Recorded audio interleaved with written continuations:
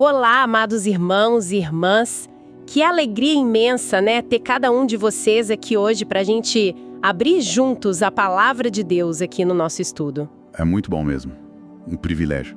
É sempre um privilégio podermos, assim, nos debruçar sobre as Escrituras e deixar que elas falem ao nosso coração, né? Exato. Hoje, a gente vai mergulhar juntos num capítulo, olha, fascinante, cheio de emoções contrastantes, eu diria. Gênesis, capítulo 21. Gênesis 21. Intenso. Muito.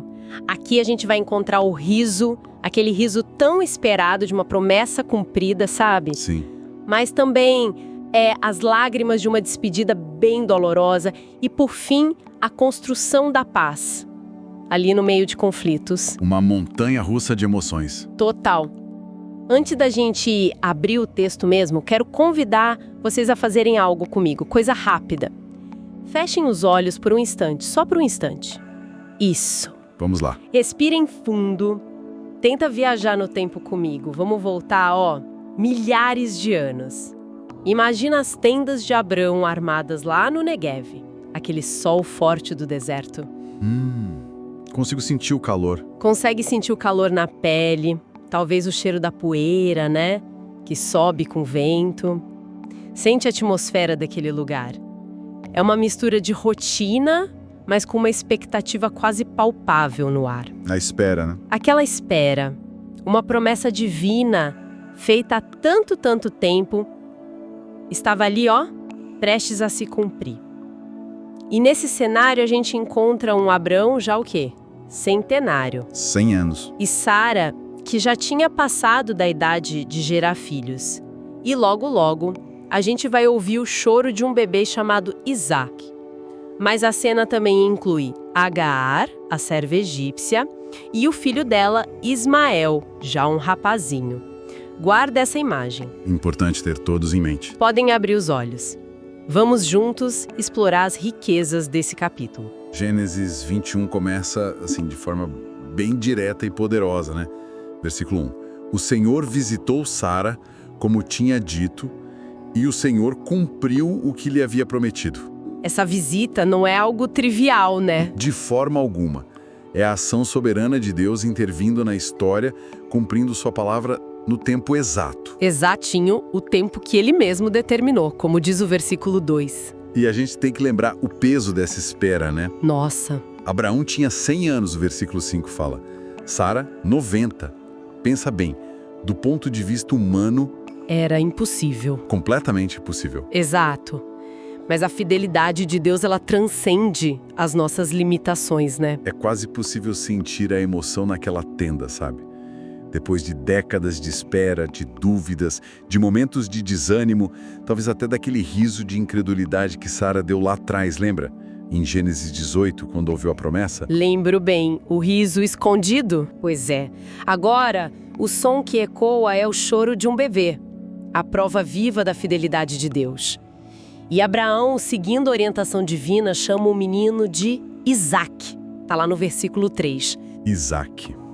Um nome carregado de significado. Qual é mesmo o significado desse nome tão especial? Me refresca a memória. Isaac, em hebraico Itzhak, significa ele ri ou simplesmente riso. E a própria Sara capta isso de uma forma belíssima, né?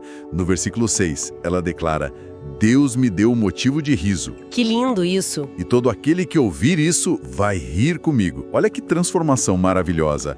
Aquele riso inicial de dúvida, lá de Gênesis 18:12. Aquele atrás da tenda. Isso. Ele é redimido, é transformado por Deus num riso de pura alegria, de gratidão, de maravilhamento diante do poder de Deus. A promessa se cumpriu de uma forma tão extraordinária que a reação natural é o riso que celebra, né? Celebra a fidelidade divina. Que coisa linda! E o texto continua mostrando a obediência de Abraão à aliança. No 8º dia, ele circuncida Isaac, né? O versículo 4, marcando o menino com o sinal físico do pacto. O sinal da aliança. Exato! E depois tem um detalhe culturalmente muito significativo, o desmame de Isaac. O menino cresceu e, quando foi desmamado, Abraão deu um grande banquete. Está no versículo 8. O banquete do desmame. Isso era importantíssimo. Muito, né?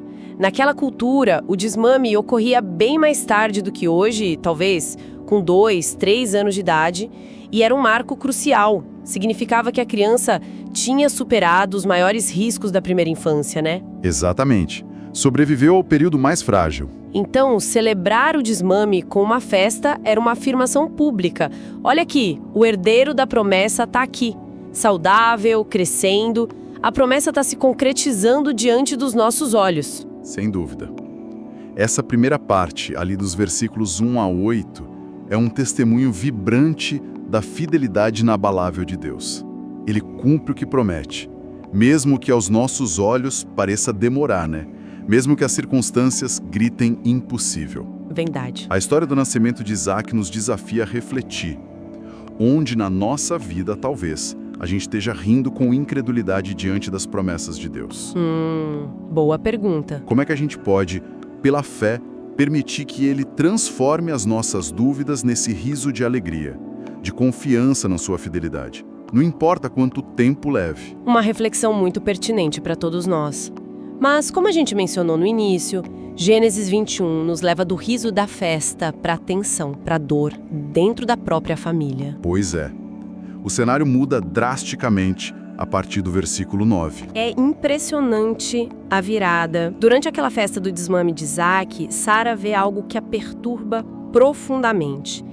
Ela vê Ismael, o filho de Agar, a egípcia. O texto diz zombando ou brincando. Exato, a palavra hebraica que é mitzashek. E o fascinante é que ela vem da mesmíssima raiz de Yitzhak, Isaac, riso. Nossa, que ironia. Adiciona uma camada de complexidade, né? Poderia ser uma zombaria maldosa. Talvez Ismael, por ser o mais velho, estivesse ridicularizando o pequeno Isaac, o filho da promessa. Ou talvez reivindicando o lugar dele. Pode ser. Talvez reivindicando para si, de alguma forma, o direito de primogenitura. Alguns estudiosos sugerem que essa brincadeira poderia ter essa conotação, sim, de disputa pela herança. Seja qual for o sentido exato, para Sara, aquilo foi... A gota d'água. Exato.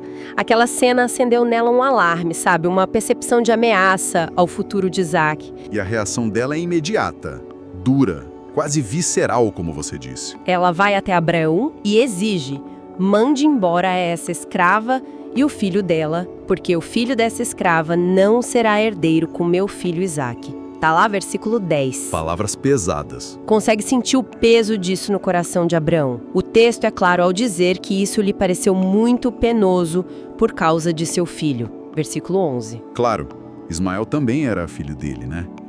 Amado por ele. Ele se vê num dilema terrível. Com certeza, que situação. É um momento de profunda angústia para Abraão, né? Dividido entre o amor paterno por Ismael e a demanda de Sara, que, de certa forma, estava alinhada com a promessa. A descendência viria por Isaac. E aí, o que ele faz? É nesse ponto de tensão que Deus intervém mais uma vez. Ele instrui a Abraão a atender ao pedido de Sara. Está no versículo 12. Confirmando que a linhagem da aliança passaria por Isaac. Ismael, de jeito nenhum. Ele reafirma a promessa que já tinha feito a Abraão sobre ele. Mas também do filho da serva farei uma nação, porquanto ele é tua descendência. Versículo 13. Que coisa, né? Deus cuidando dos dois. Percebe a grandeza disso? Deus tem um plano e demonstra cuidado por ambos os filhos de Abraão, mesmo que por caminhos diferentes. Ele não abandona ninguém. Mesmo com essa garantia divina para Ismael, a cena da partida, nossa, é de partir o coração.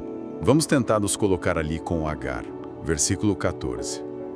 Levantou-se, pois, Abraão de madrugada. De madrugada. Tomou pão e um odre de água, pôs tudo sobre as costas de Agar, deu-lhe o menino e a despediu.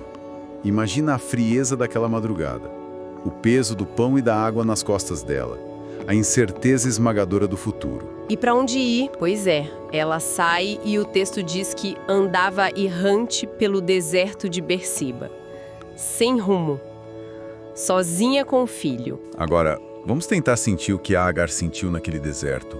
Imagina o sol começando a subir, implacável. O chão árido, a poeira. A sede apertando a garganta a cada passo. Meu Deus. Aquele odre de água, a única fonte de esperança ficando mais e mais leve. Até que, finalmente, a última gota se vai. Versículo 15.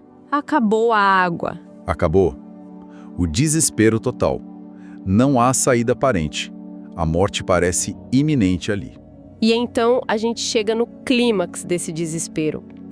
Agar faz algo que demonstra a profundidade da dor dela. Ela coloca o menino debaixo de um arbusto, talvez a única sombra mínima que encontrou. Para protegê-la um pouco do sol. Isso, e se afasta à distância de um tiro de arco, porque o texto revela o pensamento dilacerante dela. Para que não veja eu morrer o menino. Está no versículo 16. Que dor, que angústia inimaginável para uma mãe. Ela se senta ali sozinha e levanta sua voz e chora. Um choro de abandono, de perda total da esperança. Mas é justamente ali, no fundo do poço, no meio dessa tragédia humana, que o divino irrompe. O versículo 17 nos traz uma revelação poderosa. Ouviu Deus a voz do menino. A voz do menino, não só o choro alto de Agar. Exatamente. Diz a voz do menino. Talvez um gemido, talvez um clamor silencioso, a gente não sabe. Mas Deus ouviu Ismael, e do céu o anjo de Deus chama por Agar. Que tens, Agar? Não temas. Uau! Que palavras de consolo devem ter sido aquelas, para quem se sentia completamente desamparada. Com certeza. Deus a vê, Deus a ouve. Ela não está sozinha. E o anjo não só consola, ele renova a promessa e dá uma direção, né? Isso mesmo. Ergue-te, levanta o menino e seguro pela mão, porque dele farei uma grande nação. Versículo 18. É uma ordem cheia de esperança. Levanta, toma seu filho pela mão, o futuro dele ainda é grande. E então o milagre acontece, de forma sutil, mas transformadora. Abrindo-lhe Deus os olhos, viu ela um poço de água. Versículo 19. O poço. Muito provavelmente já estava ali, né? Mas o desespero, a angústia, tinham cegado ela para a provisão. É verdade. Às vezes a gente não enxerga, né? Deus não cria água do nada ali. Ele abre os olhos dela para ver a solução que ele já havia providenciado. Consegue visualizar a cena. Agar, com os olhos abertos, vendo o poço, a corrida para encher o odre, a volta apressada para dar de beber ao filho quase morto. É um quadro impressionante da misericórdia e do cuidado de Deus. Ele vê e ouve os aflitos, mesmo aqueles que foram rejeitados, que se sentem perdidos andando errantes nos desertos da vida. E o cuidado de Deus não é só pontual, né? Ele acompanha. Exato. O versículo 20 afirma: Deus estava com o menino. Ismael cresceu ali no deserto de Parã, tornou-se um hábil flecheiro, um homem do deserto.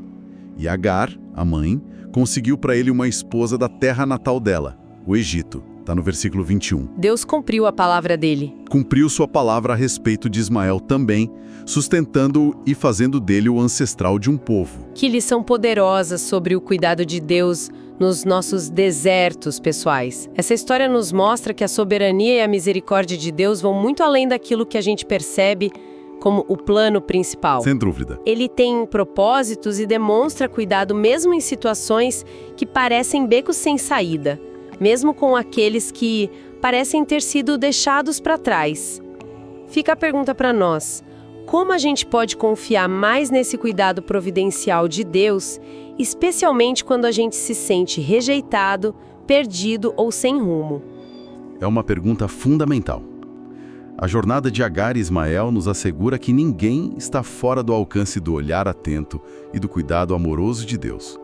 Mesmo quando as ações humanas causam dor e separação, os propósitos de Deus permanecem, e a sua graça se manifesta de maneiras surpreendentes, redentoras. E a riqueza de Gênesis 21 não para por aí, né? O capítulo nos leva ainda para uma terceira parte. Com uma mudança de cenário e de foco. Isso mesmo. Saímos do drama familiar intenso e vamos para as interações de Abraão com seus vizinhos, especificamente com Abimeleque, rei de Gerar, provavelmente um líder filisteu local, e Ficol, o comandante do exército dele. Eles vêm procurar Abraão. E fazem uma declaração notável, no versículo 22. Deus é contigo em tudo o que fazes. Isso é muito forte, vindo de um rei pagão. Extremamente significativo. Pensa bem, um rei pagão e seu chefe militar reconhecem abertamente que a bênção e a presença de Deus estão sobre Abraão de forma inegável. O testemunho de vida dele, né? O testemunho de vida de Abraão, a prosperidade dele, a integridade, a relação com Deus, era tão evidente que impactava até mesmo aqueles que não compartilhavam da fé dele. Isso nos fala muito sobre o poder e a responsabilidade do nosso próprio testemunho, né? Com certeza. A presença de Deus na nossa vida deve ser algo que transparece, que é notado pelo mundo ao nosso redor. Exatamente. E é com base nesse reconhecimento da mão de Deus sobre Abraão que Abimeleque propõe uma aliança, um pacto de coexistência pacífica. Versículo 23. Ele pede que Abraão jure, né? Em nome de Deus. Isso, que não agirá com falsidade contra ele ou sua descendência, mas que usará de réside, aquela bondade leal, sabe? Aquela misericórdia pactual para com eles, assim como eles tinham tratado Abraão. E Abraão prontamente concorda. Eu jurarei, tá no 24. Mas antes de jurar, Abraão é esperto, né? Ele aproveita para resolver um problema. Muito sábio e prático, né? Ele repreende Abimeleque por causa de um poço de água que os servos do rei tinham tomado à força. Versículo 25. Poço de água era ouro naquela época e lugar, né? Preciosíssimo, essencial para a sobrevivência e frequentemente fonte de disputa. Abimeleque afirma não saber do incidente, lá no 26, o que é bem plausível, né? Tratando-se das ações dos servos dele. E como eles resolvem isso? A resolução é feita de maneira bem concreta e simbólica. Abraão dá ovelhas e bois a Abimeleque, um gesto que sela a aliança entre eles. Versículo 27. Mas ele faz algo mais. Separa 7 cordeiras. 7 cordeiras, por quê? Abimeleque fica curioso. Pergunta o significado daquilo e Abraão explica que aquelas 7 cordeiras são um testemunho público. Uma prova legal diante de todos de que foi ele, Abraão, quem cavou aquele poço específico. Está nos versículos 29 e 30. Era uma forma de demarcar o direito dele e evitar conflitos futuros. Bem pensado. E por causa desse juramento, Shevuá em hebraico, feito ali pelos dois, envolvendo as 7, Sheva, cordeiras, aquele lugar passou a ser chamado de Berseba. Versículo 31. Ah, Berseba. O nome vem daí. Exato. É um jogo de palavras que pode significar tanto poço do juramento, quanto poço das 7. Esse local se tornou um marco geográfico e espiritual importante na história de Israel. Com a aliança estabelecida e o conflito resolvido, Abimeleque e Ficol voltam para as terras deles. E o que Abraão faz em seguida? Nossa, é um ato cheio de simbolismo e significado. Ele planta uma tamargueira em Berseba, versículo 33. Uma tamargueira. Essas árvores são conhecidas pela resistência à seca, né? Crescem devagar, mas oferecem uma sombra duradoura. Então plantar uma tamargueira ali era como dizer, olha, estou estabelecendo raízes neste lugar. Este é um lugar de paz, de permanência, de hospitalidade. Exatamente. E ali mesmo, naquele lugar de aliança e testemunho, Abraão invocou o nome do Senhor, o Deus Eterno, El Olam. El Olam, o Deus Eterno. Invocar o nome de El Olam, o Deus Eterno, naquele contexto é uma declaração de fé extraordinária. Abraão está afirmando que o Deus dele, o Deus da promessa, que o acompanha e o abençoa, não é um Deus tribal, local, limitado pelo tempo como os deuses dos povos vizinhos. Ele é muito maior. Ele é o Deus soberano sobre toda a eternidade e todo o espaço. Mesmo vivendo como peregrino na terra dos filisteus, como diz o versículo 34, Abraão demarca Berseba não apenas como um lugar de acordo humano, mas como um centro de adoração ao Deus verdadeiro e eterno. Plantar a árvore e invocar o nome do Senhor são atos públicos de fé. E de estabelecimento do reino de Deus naquele lugar. Essa parte final de Gênesis 21 nos oferece lições valiosas sobre como buscar a paz ativamente, né? Como resolver conflitos de maneira justa, clara, com testemunhas, ressalta de novo a importância de vivermos de tal forma que outros possam ver Deus agindo em nós e através de nós. Com certeza. E nos desafia a sermos como Abraão, a plantar tamareiras, a criar oásis de paz, de hospitalidade, de adoração nos ambientes onde a gente vive e trabalha e a invocar o nome do Senhor, o Deus eterno, com confiança e ousadia onde quer que a gente esteja. Exatamente. Gênesis 21 nos conduz por uma jornada emocional e espiritual muito intensa, né? Do riso extasiado de Sara com Isaac nos braços, Uma alegria imensa. passando pelas lágrimas de Agar no deserto e o cuidado redentor de Deus por ela e Ismael, até a paz firmada em Berseba e o testemunho público da fé no Deus eterno. É um capítulo que espelha a complexidade da vida real, com suas alegrias e dores. Muitas facetas. Mas que, acima de tudo, revela a constante fidelidade de Deus e nos chama a viver em aliança com Ele, refletindo o caráter dele nos nossos relacionamentos. Que capítulo rico nós exploramos hoje, hein?